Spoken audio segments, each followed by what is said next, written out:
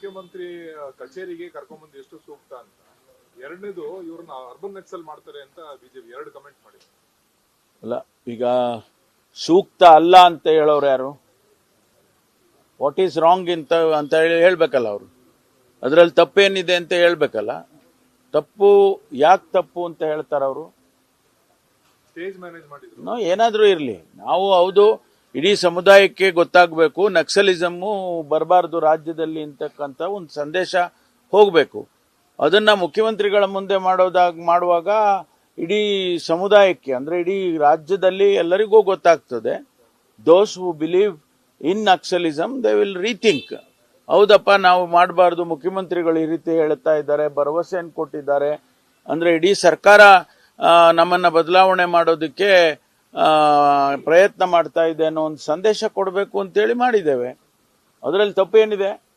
ಏನ್ ತಪ್ಪು ಅಂತ ಹೇಳಿ ಅವರು.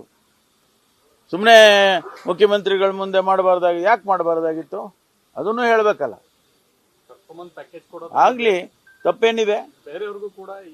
ನಾನು ಎಲ್ಲರಿಗೂ ಮಾಡ್ತೀವಿ. ಯಾರಿಗೆ ನಕ್ಸಲಿಸಮ್ಗೆ ನಕ್ಸಲೈಟ್ಸ್ ಆಗಿ ಅವರು ಹೋರಾಟ ಮಾಡಿ ಅವ್ರು ಮಾಡಕ್ ಹೋಗ್ತಾರೆ, ಅವ್ರು ಬೇಡ ಅಂತ ಹೇಳುವಾಗ ಅವ್ರಿಗೂ ಮಾಡ್ತೀವಿ.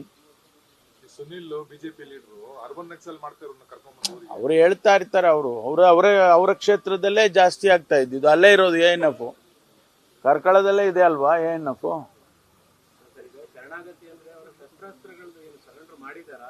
ಇಲ್ಲ, ಅವರು ಶಸ್ತ್ರಾಸ್ತ್ರ ಏನು ಅವ್ರ ಹತ್ರ ಇರ್ಲಿಲ್ಲ.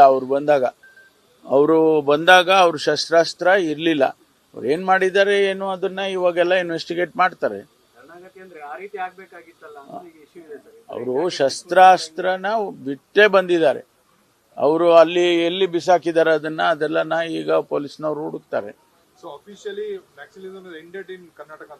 More or less, yes, 99% end ಆಗಿದೆ ಅಂತ ಹೇಳಿ ನಾವು ಅಂದ್ಕೊಂಡಿದ್ದೇವೆ. ಅವರು ಬೇರೆ ರಾಜ್ಯದವರು ಇದ್ದಾರೆ.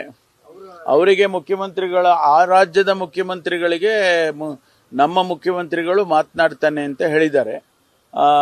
ಯಾಕೆ ಅಂತ ಹೇಳಿದ್ರೆ ಅವರು ಕೇಸ್ಗಳೆಲ್ಲ ಆ ರಾಜ್ಯದಲ್ಲಿ ಇದಾವೆ. ನಮ್ಮ ರಾಜ್ಯದಲ್ಲಿ ಇರೋದರ ಜೊತೆಗೆ ಆ ರಾಜ್ಯದಲ್ಲೂ ಕೂಡ ಅವರಿಗೆ ಸಂಬಂಧಪಟ್ಟ ರಾಜ್ಯದಲ್ಲಿ ಕೇಸಸ್ಗಳಿದಾವೆ. ಆದ್ರಿಂದ ಆ ರಾಜ್ಯದ ಸರ್ಕಾರನೂ ಕೂಡ ತೀರ್ಮಾನ ಮಾಡಬೇಕಲ್ಲ. ಅದಕ್ಕೋಸ್ಕರ ಮುಖ್ಯಮಂತ್ರಿಗಳು ನಿನ್ನೆ ಸ್ಪಷ್ಟವಾಗಿ ಹೇಳಿದ್ದಾರೆ. ಆ ಮುಖ್ಯಮಂತ್ರಿ, ಕೇರಳ ಮುಖ್ಯಮಂತ್ರಿಗಳಿಗೆ, ತಮಿಳುನಾಡು ಮುಖ್ಯಮಂತ್ರಿಗಳಿಗೆ ಇಬ್ಬರಿಗೂ ಮಾತನಾಡ್ತೀನಿ ಅಂತ ಹೇಳಿದ್ದಾರೆ.